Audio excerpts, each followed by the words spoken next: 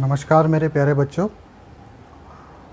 हम लोग अब 11th में आ गए हैं।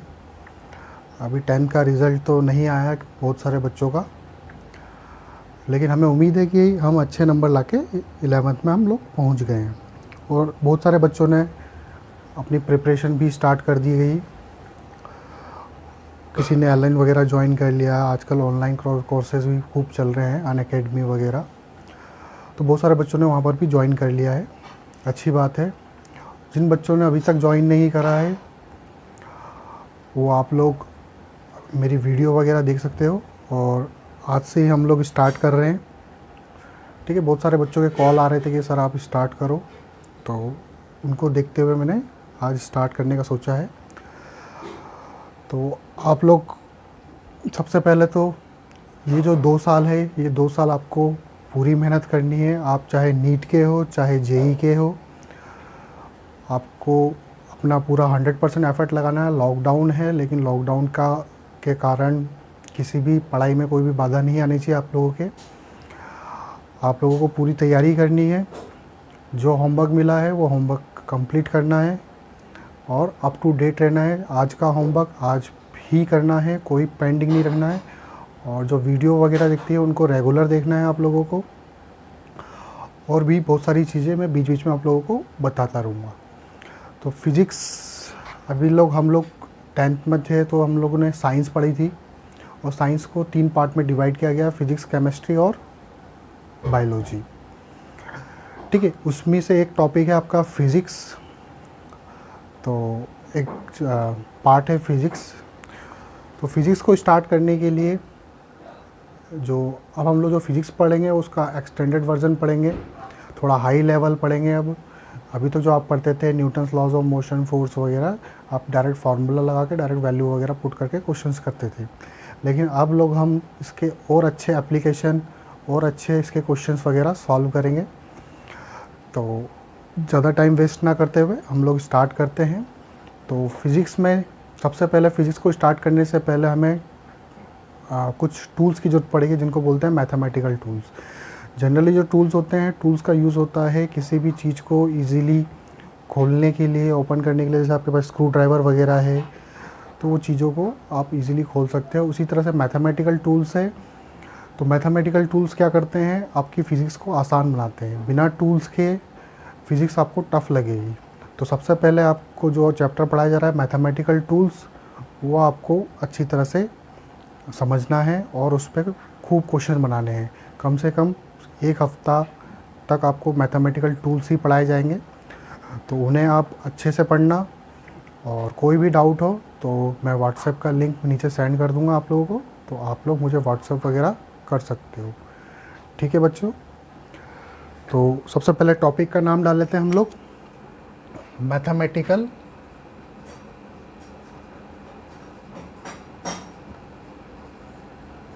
टूल्स। टूल्स को हिंदी में औजार बोलते हैं। स्क्रू ड्राइवर हो गया आपका, पेचकस हो गया आपका, पाना वगैरह हो गया। ठीक है, तो वो सब औजार, वो मैथमेटिकल, वो सब औजार हैं। तो औजार हमारे काम को क्या करते हैं, ईजी करते हैं। उसी तरह से जो मैथमेटिकल टूल्स है वो क्या करते हैं, फिज़िक्स को ईजी करते हैं। इसलिए हम मैथमेटिकल टूल्स पढ़ना हमको बहुत ज़रूरी है। बिना टूल्स के आप फिज़िक्स को नहीं पढ़ पाओगे। मेरी बात ध्यान से समझना, बिना मैथमेटिकल टूल्स फिज़िक्स आपको टफ़ लगेगी। आप चाहे नीट के बच्चे हो, मेडिकल के हो, या जेई मेंस, आईआईटी इंजीनियरिंग वाले हो, आप दोनों को ही मैथमेटिकल टूल्स पढ़ने की ज़रूरत है। तो मैथमेटिकल टूल्स में हम क्या क्या पढ़ने वाले हैं उसको देख लेते हैं। सबसे पहले हम लोग इसमें पढ़ेंगे ट्रिग्नोमेट्री। सेकंड नंबर पे फिर हम लोग पढ़ेंगे इसमें डिफरेंशिएशन। थर्ड नंबर पे हम लोग पढ़ेंगे इंटीग्रेशन। और फोर्थ नंबर पे हम लोग पढ़ेंगे वेक्टर। ये 4 चीज़ें, कम से कम ये 4 चीज़ें होना आपको बहुत ज़रूरी है। बिना इन 4 चीज़ों के आप फिज़िक्स को नहीं पढ़ पाओगे। तो इन चारों चीज़ों का ज़रूरी है, ट्रिग्नोमेट्री, डिफरेंशिएशन, इंटीग्रेशन और वेक्टर। तो आज हम लोग स्टार्ट करेंगे ट्रिग्नोमेट्री से। कम से कम ये 1-2 लेक्चर तो चलेगा ट्रिग्नोमेट्री। डिफरेंशिएशन आपका कम से कम 3-4 लेक्चर लेगा, इंटीग्रेशन भी 3-4 लेक्चर लेगा और वेक्टर भी कम से कम 5 लेक्चर लेगा। ठीक है, तो कम से कम आपका 10-12 दिन का प्लान बन गया है। 12-15 दिन तक आपको मैथमेटिकल टूल्स ही पढ़ना है और इस पे ही अच्छी कमांड बनानी है पहले, फिर उसके बाद हम लोग फिजिक्स के टॉपिक स्टार्ट करेंगे। तो सबसे पहले हम लोग ट्रिग्नोमेट्री स्टार्ट करते हैं।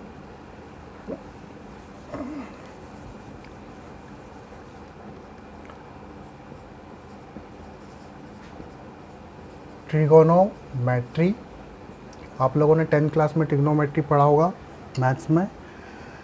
ठीक है, अब हम थोड़ा और इसका हाई लेवल पे जाएंगे। ट्रिगोनोमेट्री जैसे नाम से आपको पता चल रहा है, ट्रिगोनोमेट्री मतलब ट्राइगोन मीन्स होता है साइड, मेट्री मीन्स मतलब होता है मेजरमेंट। ट्राई मीन्स 3 बोल दो उसको, गोन मीन्स होती है साइड एंड मेट्री मीन्स होता है मेजरमेंट। तो 3 साइड किसकी होती है आपको पता हो बच्चों? 3 साइड होती है ट्राइंगल की। और ट्राइंगल में भी हम इसमें स्पेशल टाइप का ट्राइंगल पढ़ने वाले हैं जिसको बोलते हैं राइट एंगल ट्राइंगल। तो हम इसमें राइट एंगल ट्राइंगल पढ़ने वाले हैं। ये राइट एंगल ट्राइंगल ले लिया मैंने एक। इस वाले एंगल को हम लोग थीटा बोलते हैं। थीटा के जस्ट सामने वाली जो साइड है, this side is called perpendicular. ये आपको पता है, इसको बेस बोलते हैं और ये हाइपोटेनस। आपने ट्रिग्नोमेट्रिक रेशियोज पढ़े होंगे तो उन्हें भी हम लोग लिख लेते हैं, ट्रिगोनोमेट्रिक रेशियोज। तो ट्रिग्नोमेट्रिक रेशियोज में सबसे पहले आता है आपका साइन थीटा। साइन थीटा क्या होता है? Perpendicular upon hypotenuse. Second cos theta. Cos theta क्या होता है? Base upon hypotenuse. Third tan theta. Tan theta क्या होता है? Perpendicular upon base. ठीक है बच्चों, ये 3 ट्रिग्नोमेट्रिक रेशियो आपको याद होने चाहिए। इसके अलावा चौथा जो ट्रिग्नोमेट्रिक रेशियो है वो साइन थीटा का जस्ट रेसिप्रोकल होता है, उसको हम बोलते हैं कॉसेक थीटा। इसको हम 1/sin थीटा भी लिख सकते हैं। ये क्या होता है? Hypotenuse upon perpendicular. अगला कॉस थीटा का भाई होता है सेक थीटा। ये होता है 1/cos थीटा। कॉस थीटा क्या होता है बच्चों? Hypotenuse upon base. नेक्स्ट आता है आपका कॉट थीटा। कॉट थीटा क्या होता है बच्चों? ये होता है 1/tan थीटा। इसको आप लिख सकते हो बेस अपॉन परपेंडिकुलर। अब एक बात ध्यान देने वाली है, अगर मैं साइन थीटा को कॉस थीटा से डिवाइड कर दूंगा तो यहाँ पर देखो, ये हाइपोटेनस, इसके भी बेस में हाइपोटेनस है, इसके बेस में हाइपोटेनस, तो हाइपोटेनस से हाइपोटेनस कैंसिल हो जाएगा। तो यहाँ पर आपके पास आएगा परपेंडिकुलर अपॉन बेस। तो परपेंडिकुलर अपॉन बेस क्या होता है? tan theta. तो इस tan थीटा को हम लोग sine theta by cos theta भी लिख सकते हैं। उसी तरह से कॉट थीटा को बेस बाय परपेंडिकुलर, तो बेस बाय परपेंडिकुलर मतलब cos theta by sine theta कर दूं तो इसको हम cos theta by sine theta भी कर सकते हैं। ये 6 के 6 ट्रिग्नोमेट्रिक रेशियो आपको याद होने चाहिए बच्चों। आगे देखते हैं हम लोग। इसके बाद हम लोगों ने 10th में क्या पढ़ा था? इसके बाद हमने ट्रिग्नोमेट्रिक फार्मूले पढ़े थे, trigonometric identities, trigonometric identities.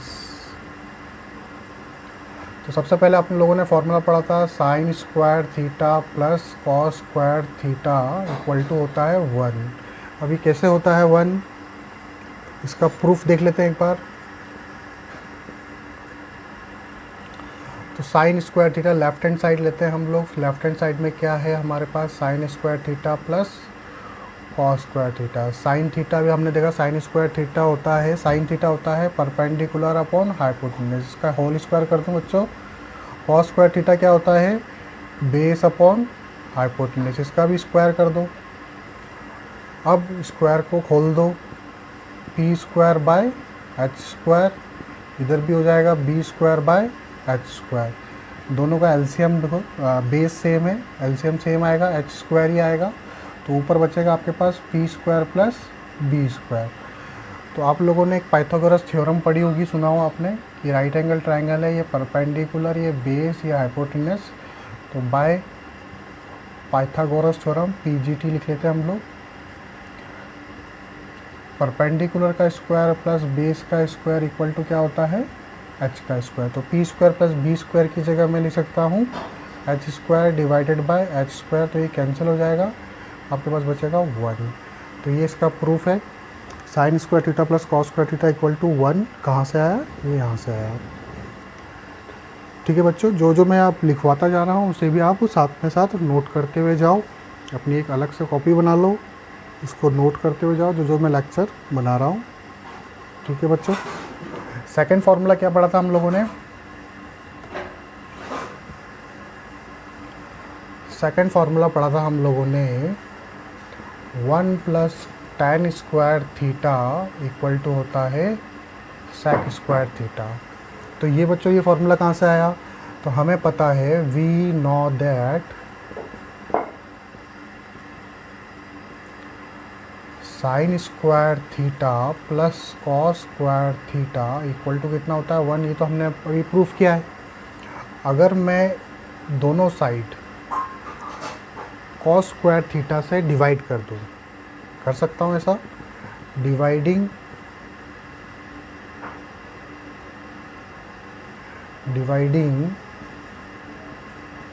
Both sides by cos square theta, cos square theta से दोनों तरफ डिवाइड कर दो दोनों साइड्स को, sign square theta plus cos square theta divided by cos square theta 1 divided by cos square theta.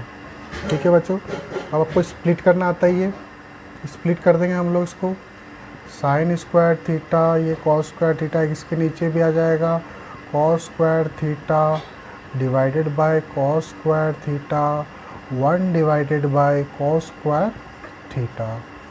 Cos square theta cancel हो गया, देखो ऊपर भी स्क्वायर है नीचे भी स्क्वायर है, तो मैं होल स्क्वायर लिख सकता हूँ इसको, मैं इसको sine theta by cos theta लगा लिख दूँ और इसका होल स्क्वायर कर देता हूँ, प्लस 1। यहाँ पे 1 का स्क्वायर 1 ही होता है, तो मैं इसको स्क्वायर भी मान सकता हूँ, ऊपर 1 का स्क्वायर 1 ही होता है, तो 1 बाय कॉस थीटा का होल स्क्वायर ऐसे लिख सकता हूँ बच्चों। Sine theta by cos theta क्या होता है, sine theta by cos theta अभी ट्रिग्नोमेट्रिक रेशियो हमने पढ़ा था, इसको tan थीटा लिख सकता हूँ मैं, तो इसको मैं लिख दूंगा tan square theta plus 1 by cos theta क्या होता है, वापस ट्रिग्नोमेट्रिक रेशियो में देखो 1 बाय कॉस थीटा क्या होता है, 1 बाय कॉस होता है sec स्क्वायर थीटा। तो ये बन गया आपका बच्चों सेकंड फार्मूला।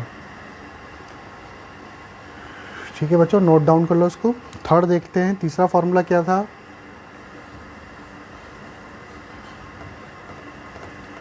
तीसरा फार्मूला था 1 plus cot square theta equal to होता है कॉसेक स्क्वायर थीटा। ठीक है बच्चों, इसको आपको खुद प्रूफ करना है और मुझे व्हाट्सएप पे स्क्रीन इसका पिक खींच के भेजना है मुझे, इसको आपको खुद प्रूफ करना है, इसका प्रूफ डू योरसेल्फ, खुद करो and send pic to me, और मुझे इसकी पिक सेंड करो, जो आपने इसका प्रूफ किया उसकी पिक मुझे सेंड करना, ताकि मुझे भी पता चले आप लोगों को आ रहा है या नहीं आ रहा। इसको प्रूफ करो, अगर नहीं आता तो फिर मैं नेक्स्ट लेक्चर में इसका प्रूफ भी बताऊंगा आप लोगों को। आगे देखते हैं बच्चों।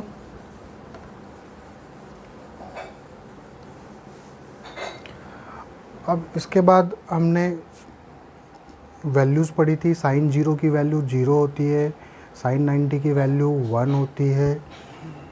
तो सबसे पहले तो क्वेश्चन ये अराइज होता है, why sine 0 degree is 0 and sine 90 की वैल्यू 1 क्यों होती है? ऐसा क्यों होता है?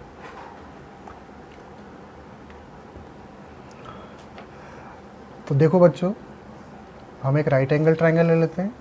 सपोज करो ये एंगल थीटा है, ये परपेंडिकुलर होता है, ये बेस, ये हाइपोटेन्यूज, ये पता है हम लोगों को। अब ये 0 डिग्री का एंगल बनाना है मुझे, किसको? इस थीटा को 0 करना है। तो इस 0 कैसे 0 करूँगा? यहाँ पे इसको x लिख लेते हैं, इस पॉइंट को y लिख लेते हैं, इस पॉइंट को z लिख लेते हैं। अब इस एंगल को मुझे 0 डिग्री बनाना है, तो मुझे इस x को नीचे लाना पड़ेगा, इसको नीचे लाना पड़ेगा मुझे। जैसे जैसे मैं नीचे लाता रहूँगा, क्या एंगल डिक्रीज़ होता जाएगा, और एंगल जब x और y दोनों मीट करेंगे, उस केस में ये एंगल कितना हो जाएगा? 0 हो जाएगा। ठीक है बच्चों, तो जो ट्रायंगल बनेगा आपका, वो ट्रायंगल ना होकर एक स्ट्रेट लाइन होगा। इसको x, y एक ही पॉइंट, और ये वाला पॉइंट z। अब जब x और y मीट हो जाएंगे तो परपेंडिकुलर की वैल्यू क्या हो जाएगी बच्चों? 0। और ये हाइपोटेन्यूज जो है वो जस्ट बेस के ऊपर आ जाएगा, तो हाइपोटेन्यूज और बेस क्या हो जाएंगे? बराबर हो जाएंगे। तो साइन 0 अगर मैं बोलूँ तो साइन 0 क्या हो जाएगा? परपेंडिकुलर अपॉन हाइपोटेन्यूज होता है। तो परपेंडिकुलर की वैल्यू क्या है यहाँ पे? 0 बाय हाइपोटेन्यूज। तो 0 बाय समथिंग क्या होता है? 0 होता है। अगर मैं पूछूँ कॉस 0 क्या होगा, तो कॉस 0 भी हम लोग निकाल सकते हैं यहाँ से। कॉस 0 क्या होता है? Base upon hypotenuse. तो बेस और हाइपोटेन्यूज क्या है? बराबर है। तो जहाँ पर हाइपोटेन्यूज है वहाँ पर बेस लिख सकता हूँ, बेस बाय बेस कर दो इसको, तो ये हो जाएगा 1। ठीक है बच्चों, तो साइन 0 0 और कॉस 0 1 यहाँ से आया। सिमिलरली साइन 90 भी हम लोग निकाल सकते हैं। साइन 90 के लिए देखो, साइन 90, अब ये एंगल मुझे थीटा को 90 करना है, तो क्या करूँगा मैं इस z वाले पॉइंट को पकड़कर इस तरफ खींचूँगा। किस तरफ? y की तरफ। तो जैसे जैसे पॉइंट मान लो सपोज करो यहाँ पे आ गया, तो देखो एंगल बढ़ता जा रहा है। जैसे यहाँ पर आ गया तो और ज़्यादा एंगल बढ़ेगा। तो जैसे जैसे z को मैं इधर लाता रहूँगा, y के ऊपर जैसे मैं ले आऊँगा, तो उस केस में जो एंगल होगा थीटा, वो क्या हो जाएगा? 90 हो जाएगा। तो आपकी जो ट्रायंगल बनेगा वो ट्रायंगल ना बन के एक स्ट्रेट लाइन बनेगा। x ये हो जाएगा, ये वाला पॉइंट आपका y भी यही पॉइंट है और z भी यही पॉइंट है।